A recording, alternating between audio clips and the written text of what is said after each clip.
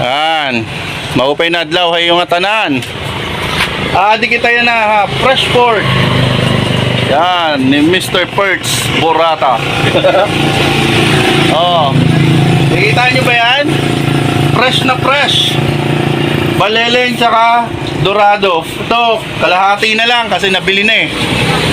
Tapos meron din tayong budlis. Yan. Oh. Ito yung pinaka main attraction dito. Etong baleleng.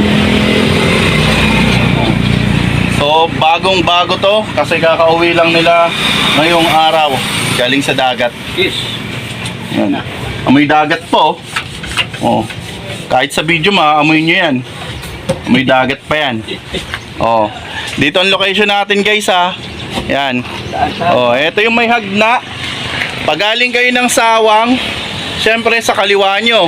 Pagaling kayo dito sa may ESO, sa kanan nyo. May nakaharang lang na truck. Kaya din nyo nakikita gaano. Pero kitang-kita nyo naman, napakalaki ng isda. Yan, magsisimula na magtadtad. Tapos ito dito. Oh, yan. Highway. Yan, sa lahat ng bibili guys. Yan oh. Tansya-tansya lang yan. Kaya swerte nyo. Soft opening. Oh, magkano kilo? Tagpira man. 280. Sikreto lang yan ha.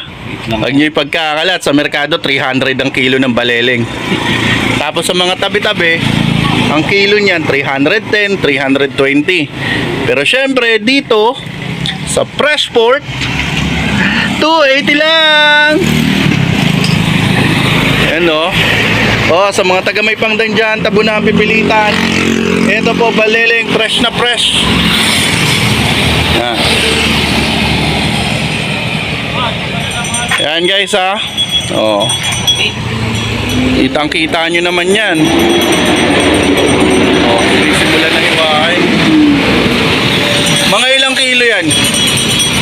Mga piraka kilo? 40. 40? Ganda ko ano?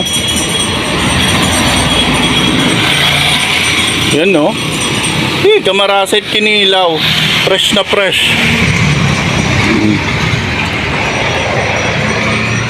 Kinaya, steak.